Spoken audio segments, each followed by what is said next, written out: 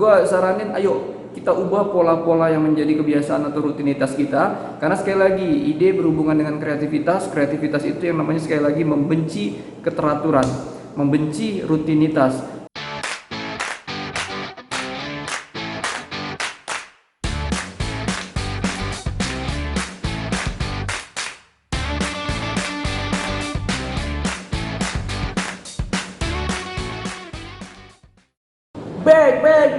Back again. Halo teman-teman Slim semuanya, kembali lagi di Seven Production. Ya teman-teman, saat ini gua akan coba untuk ngebahas tentang yang namanya ide.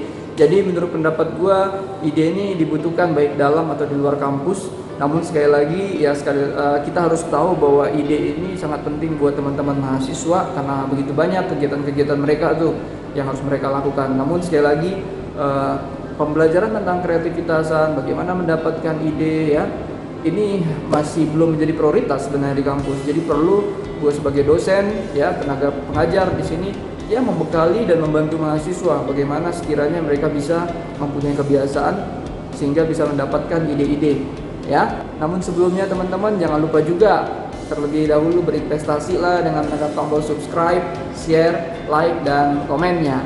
Oke, seperti apa pembahasannya? Check it out.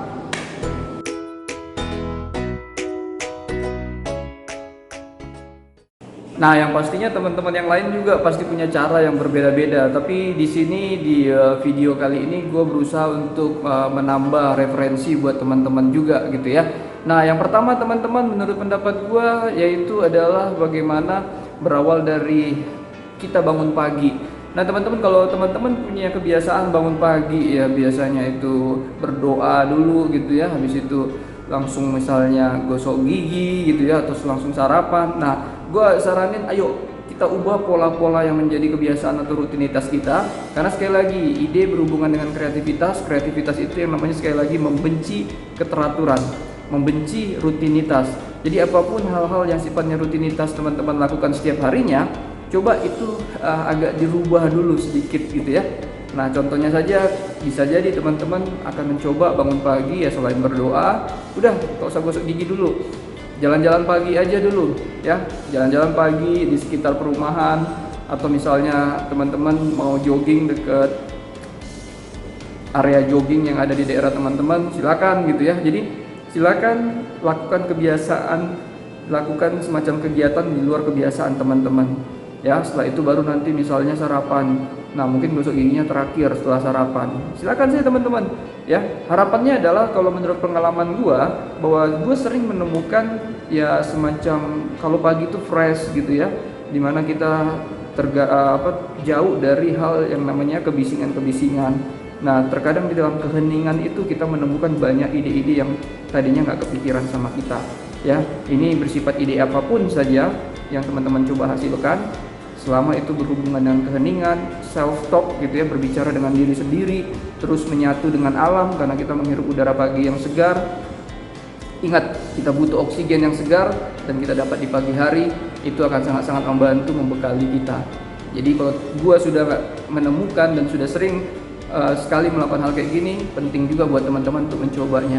Gue percaya teman-teman pasti akan mendapatkan ide-ide yang fresh juga.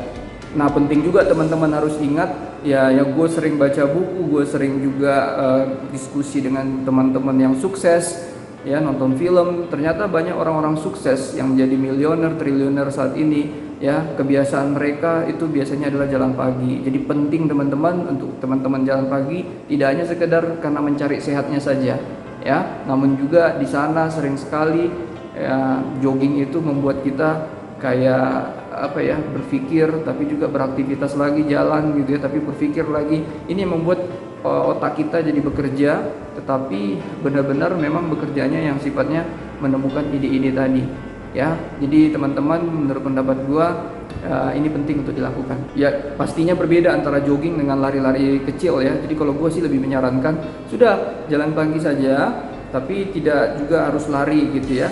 Yang penting adalah habiskan waktu 30 menit sampai 1 jam ya, tidak usah terlalu lama juga. Namun pastikan di sana teman-teman menikmati ya. Usahakan bebas aja dari yang namanya beban pikiran saat ini atau banyak pekerjaan yang menunggu teman-teman. Ya, bebaskan dari hal-hal itu, tapi teman-teman jalan aja terus selama 30 sampai 1 jam.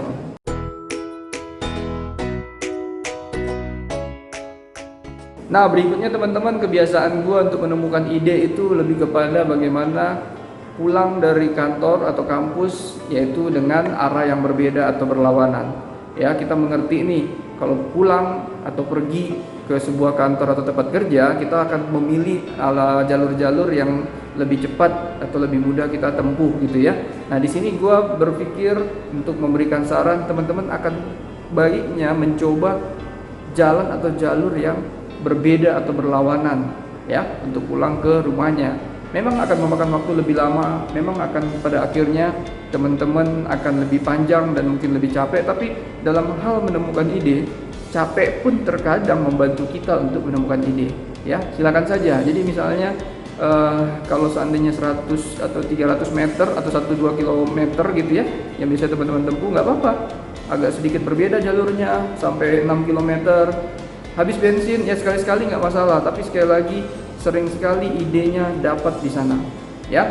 Jadi teman-teman, kalau menurut pendapat gua yang pernah itu seringnya ketika kita kalau gua naik motor gitu ya, lebih nyantai naik motor, tiba-tiba idenya datang, jangan ragu, usahakan untuk meminggirkan terlebih dahulu kendaraan teman-teman, setelah itu langsung catat ya.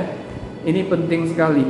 Jadi jangan terlalu mengandalkan otak kita untuk mengingat ide tersebut nanti di rumah baru kita catat. No teman-teman, ada hukum, gue nggak tahu ya, pernah dengar aja sebuah artikel dari teman-teman yang mengerti di psikologi.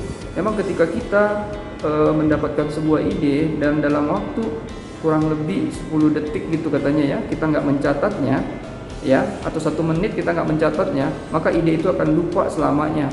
Jadi kita akan bisa kehilangan ide yang brilian itu gara-gara kita memang lupa untuk mencatatnya atau merasa kayak gue inget. Hati-hati teman-teman. Jadi luangkan saja, minggir sebentar, tidak masalah kendaraannya, atau pada saat lampu merah langsung dicatat. Jadi kalau kayak gue memang selalu aja menyiapkan catatan-catatan pada saat gue kemanapun pergi ya, termasuk maaf kata teman-teman, ini faktanya ya, tapi ternyata gue lihat dan dengar ada begitu banyak juga orang-orang sukses yang melakukan sama. Jadi kalau kayak gua itu juga sering kali menemukan ide pada saat lagi di dugem gitu ya, duduk gembira, maksudnya di toilet pada saat kita lagi berproses. Nah itu sering muncul. Hanya kalau sekarang ini gue pikir apa aja yang bisa mencatat pasti akan gue lakukan. Contohnya ya kalau ada handphone ya, ketika kita lagi beraktivitas seperti itu ya udah, kita pakai handphone dulu, catat di note-nya. Yang penting jangan sampai dia hilang dan terus kamu pasti akan penasaran dan menyesal bahwa itu tidak kamu catat atau tidak berusaha kamu tulis atau ketik sebelumnya. Jadi ide itu bisa datang begitu cepat dan juga pergi begitu cepat.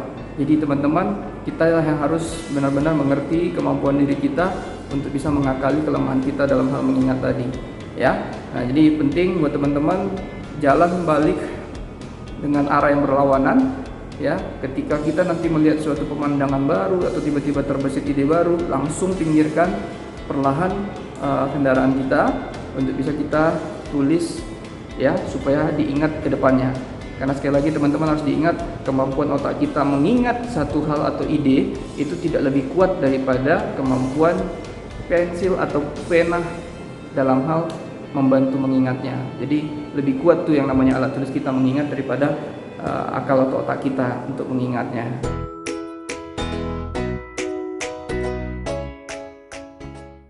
Nah berikutnya teman-teman, berpikir terbalik. Jadi usahakanlah, gue pikir kalau di dunia kampus kita memang sangat terbiasa dengan kemampuan berpikir, menganalisa sesuatu, itu juga yang kita latih kepada mahasiswa. Nah sekali lagi, ketika kita memang dihadapkan sama sebuah pencarian ide, ada baiknya kita selalu berpikir terbalik ya. Kuncinya berpikir terbalik. Ini udah berapa banyak nih, kayak almarhum Om Bob Sadino, pada saat dia masih hidup, gue pernah ikut seminarnya, dia juga menyarankan bahwa salah satu cara dia menemukan ide adalah dengan berpikir terbalik gitu ya. Nah kita lihat aja nih di sekeliling kita, percayalah bahwa apapun yang bisa diinderakan sama kita itu berarti bisa menghasilkan ide Ya, contohnya misalnya lantai, ketika kita lihat tanah lah gitu ya. Tanah, ketika kita lihat tanah bisa dilantaikan dengan keramik gitu ya.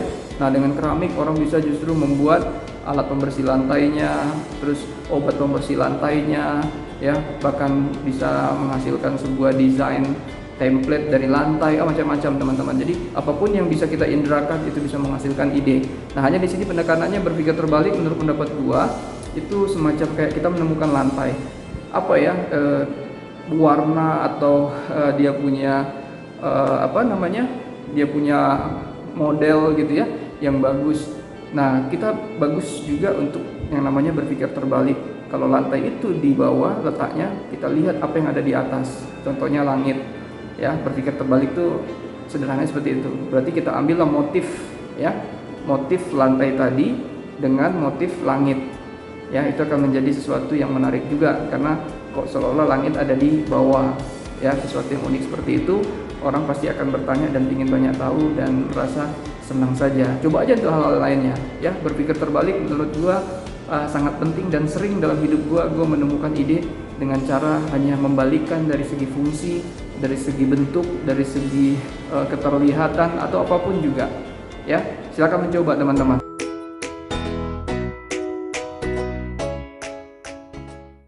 Nah, baik teman-teman, yang terakhir menurut pendapat gua, kalau sampai teman-teman mencari ide tidak melakukan hal ini sudah rugi besar gitu ya. Karena dari semua yang kegiatan pernah gua lakukan dan berhasil mendapatkan ide, yang paling sering saat ini gua lakukan adalah yang keempat atau yang terakhir ini, yaitu adalah dengan googling dan YouTube gitu ya. Jadi teman-teman, apapun yang teman-teman berusaha dapatkan, coba aja langsung di search gitu ya di Google. Kalau memang bersifat image, lihat di image-nya, ada begitu banyak di sana ide-ide. Tinggal teman-teman nanti dapat ide, dimodif bisa, di collab atau dikolaborasikan dengan hal yang lainnya juga bisa gitu ya. Apalagi dengan YouTube gitu. Sama kayak gua, kalau misalnya lagi bingung, aduh materi apa nih ya, padahal gua udah buat sampai berapa banyak konten atau video, wah caranya gimana ya? Nah, tidak ada cara lain kalau menurut pendapat gua. Satu ya, ketika melihat masalah orang lain pastinya ya, oke, mahasiswa lagi banyak curhat masalah ini nih, oke, searching yuk atau nge-YouTube yuk, apa aja yang disarankan oleh YouTube dan Google pada saat kita kasih kata kunci ini. Ternyata di situ langsung banyak ya. Nah, dengan cara seperti itu gua membuat konten baru, video baru lebih lagi. Nah, sama buat teman-teman, apapun yang sekarang teman-teman lagi cari untuk sebuah ide, penting teman-teman harus terkoneksi dengan yang namanya Google, search di sana, dan juga harus search di YouTube ya. Dengan cara seperti itu teman-teman pasti akan jauh lebih kreatif dan menemukan ide-ide yang lebih cemerlang lagi. Oke teman-teman, gue percaya itu sangat membekali diri teman-teman dalam pencarian ide. Semoga saja apapun yang sekarang menjadi kesulitan, apapun yang teman-teman ingin dapatkan, semuanya bisa teman-teman dapatkan dan hasilkan. Buat teman-teman, jangan pernah berhenti untuk berusaha. Sekali lagi, pemenang itu tidak pernah berhenti, yang berhentilah yang tidak pernah menang. Oke, jadilah pemenang dalam kehidupan ini dengan terus ya berkreasi. Terima kasih teman-teman. Oke, jangan lupa juga untuk menekan tombol subscribe, share, like, dan komennya. Oke, subrek. Thank you very much and God bless you all. Ow.